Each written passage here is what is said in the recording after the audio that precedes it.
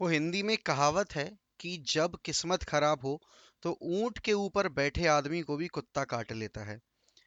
Portugal को और Ronaldo Bruno को देखकर कुछ ऐसा ही लग रहा है इस वक्त, बिकॉज अगर मैं क्लब लेवल की बात करूं तो मैनचेस्टर यूनाइटेड ने हर एक जरिया जो ट्रॉफी तक जाता था, हर एक रास्ता जो ट्रॉफी तक जाता था, वो बंद कर दिया अपने खराब गेम प्ले की वजह से, खराब मैनेजमेंट की वजह से।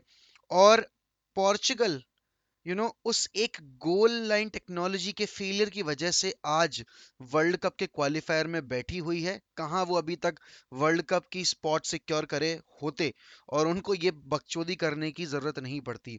बट क्वालिफायर्स में आने के बाद उनके टीम के क्रूशियल प्लेयर्स इंजर्ड हो गए। Ruben Dias is out injured, Pepe को कोविड हो गया है, जाओ कैंसेलो सस्पेंडेड है एक मैच के लिए, Ruben Neves is sideline due to injury, Renato Sanches is sideline due to injury. जितने भी क्रूशियल प्लेयर्स थे जो अच्छा परफॉर्म कर रहे थे अपने क्लब लेवल पे, वो सारे के सारे या तो इंजर्ड हैं या तो सस्पेंडेड हैं। तो इस वक्त चीजें बहुत खराब हो रही हैं पोर्चुगल स्क्वाड के लिए। एंड मैं पता है, दुनिया में कभी कभी, जिंदगी में कभी कभी कुछ ऐसा होता है कि आपकी एक अच्छाई आपकी या फिर एक गलती से की गई कोई अचीवमेंट जो आप कर लेते हो ना, उसके बल पर आप अपना आगे आने वाला फ्यूचर अगले 10-15 साल के लिए सिक्योर कर लेते हो। कुछ ऐसा ही हुआ था 2016 के यूरोस के फाइनल में, जब एडेर ने गोल मारकर पोर्चुगल को यूरो जितवा दिया था, और रोनाल्डो ने through out the group stage phase and knockout phase team को कैरी किया था। उसमें सबसे ज्यादा फायदा किसका हुआ?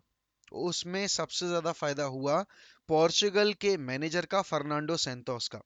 क्योंकि कोई और टीम होती, यू you नो और अगर वो नहीं जीते होते उस साल यूरोज, अगर वो जल्दी बाहर हो गए होते, ग्रुप स्टेज में ही बाहर हो गए थे, तो फर्नांडो सेंटोस का मैनेजेरियल करियर पोर्चुगल के साथ उसी वक्त खत्म हो गया होता। बिकॉज फर्नांडो सेंटोस ने उस अच्छी अचीवमेंट के बाद कुछ खासा उखाड़ा नहीं है, ना ही वर्ल्ड कप में, ना ही यूरोज में। और आप अगर अभी हालत देखोगे पोर्चुगल की, मतलब अगर मैं उनके प्लेइंग स्टाइल की बात करूं, तो they have got no real identity, उनका कोई स्टाइल ऑफ प्ले नहीं है स्पेसिफिक। और इस वक्त पे वो आज जब टर्की से भिड़ेंगे, तो टर्की की साइड में कोई इंजरी नहीं है, कोई दिक्कत वाली बात नहीं, क्योंकि उनका कोई प्लेयर सस्पेंडेड भी नहीं है। Hakan Calhanoglu will be there, you know Yilmaz will be there, Soyuncu will be there, Under will be there. So every crucial player who is playing in a good team at the moment will be available for them.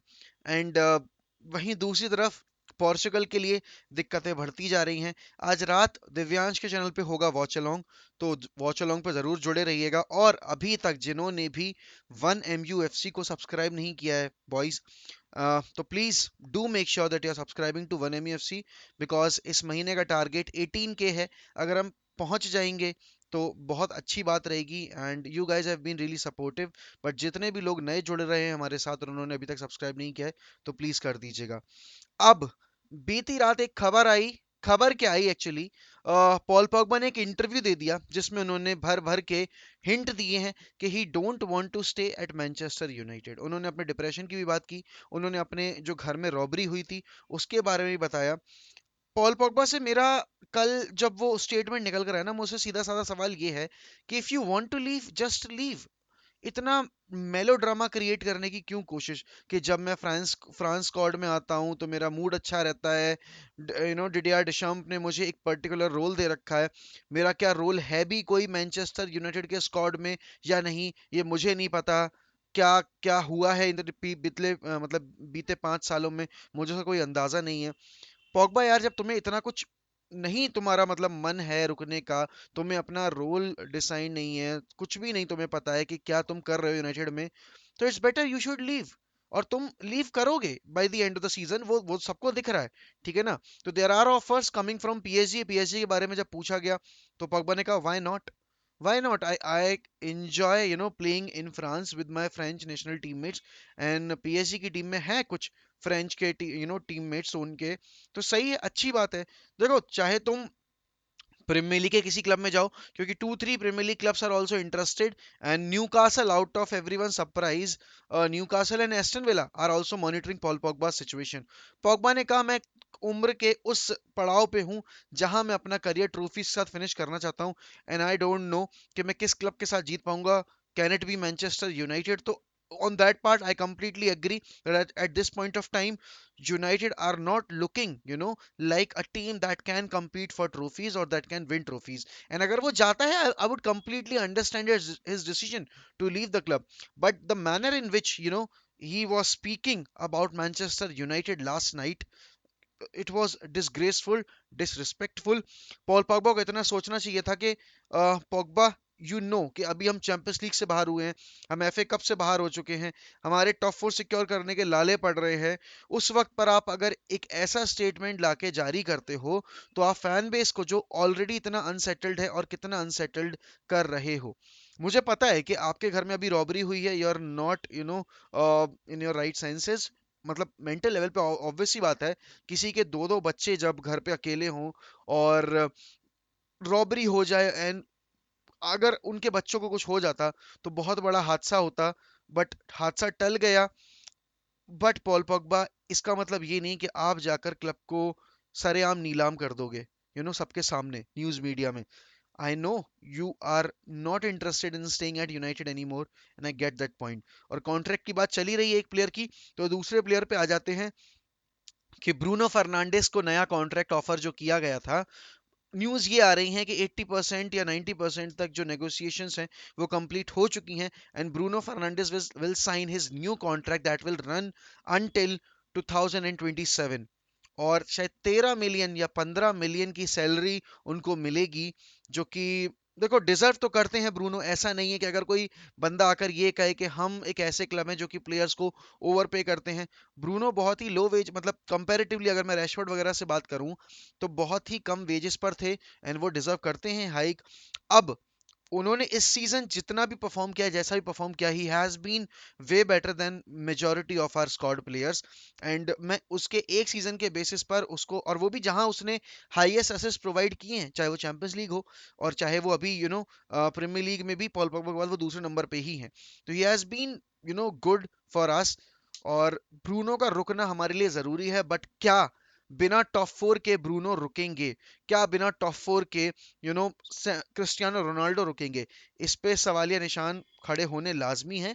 Because आपकी team जब Europe में compete नहीं कर रही होती है तो आपके पास सबसे पहली चीज जो है यंगर टैलेंट्स और बड़े नाम को अट्रैक्ट करने का जो मौका है वो हाथ से निकल जाता है। एरिक टेन हैग के केस में भी कल न्यूज़ जो ये आई है कि उनका इंटरव्यू लिया गया है, and MEFC officials are really impressed with the conversation that they had with Eric Ten Hag, but at the same time they are keeping an option open. कल गैरी नेविल ने आउट ऑफ एवरीवन सरप्राइज भाई, I think that was been conveyed to him by the Manchester United board itself, क्योंकि Neville को मैंने कभी इतना actively participate करते नहीं देखा नेक्स्ट मैनेजर या यूनाइटेड के किसी भी टॉपिक के बारे में इतना ओपनली बात करते हुए। अब उन्होंने कल रात एक पोल किया जहां उन्होंने एरिक टेन हैग और पोचेटिनो के केस में अपना पॉइंट ऑफ व्यू दिया।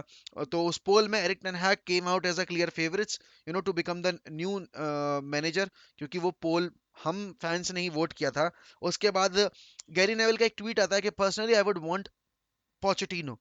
तो पोचेटिनो तो ऑब्वियस सी बात है, सब जगह न्यूज यही आ रही है कि यूनाइटेड बोर्ड में पोचेटिनो के फेवर में ज्यादा लोग हैं। Ralf Rangnick wants to bring in Erik ten Hag because he wants to work with likewise mentality, but on the other hand Pochettino का वो स्पर्स वाला टेन्योर और जो भी उनका सिनेरियो है, पता नहीं किस बेसिस पे लोग उनको इतना कंसिडर करते हैं। I I till this date I don't know actually कि क्या है logic, but still Gary Neville ने भी अपना पॉइंट ऑफ व्यू यही दिया है कि he would also want to have Pochettino in the squad.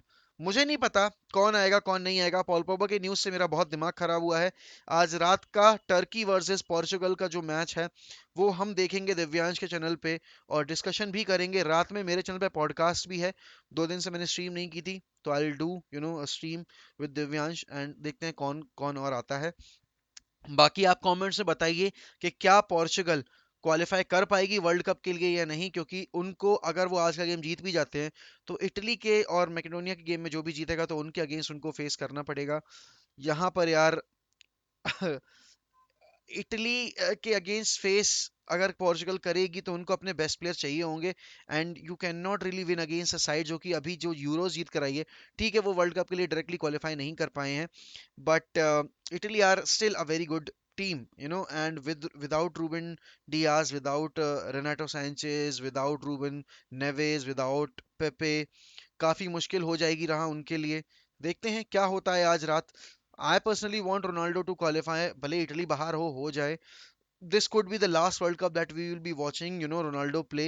And if Messi is there in the World Cup, you would definitely want to have Ronaldo as well. I know there are people with agendas who don't want Ronaldo to qualify because that will only satisfy their egos. That Messi is playing but Ronaldo is not. Same would have happened if Messi wouldn't have qualified, और Ronaldo के जो ultimate fan boys हैं जो सिर्फ सिर्फ Ronaldo के बारे में सोचते हैं, वो भी यही कहते हैं कि अरे नहीं, इट्स गुड कि मेसी नहीं क्वालिफाई करेगा, then we'll have an upper hand over the Messi fan base के where is your goat, this and that. That's complete bullshit, and I don't believe in that philosophy. I want both of the goats to qualify and to play in the World Cup, and I hope they will, both of their teams will perform well, but for that Portugal needs to qualify first of all. तो बताइए comments में कि आपको क्या लगता है कि आज के रात का रिजल्ट क्या रहेगा, एंड क्या आपको वाकई लगता है कि Fernando Santos is the right manager to manage Portugal squad जो कि इतना वर्ल्ड क्लास स्क्वाड है, और वो डिजर्व नहीं करता था एक्चुअली क्वालिफाई, मतलब क्वालिफायर्स खेलने का, बट वो कर रहा है because of the mismanagement and because of the decisions that were been taken by Fernando Santos.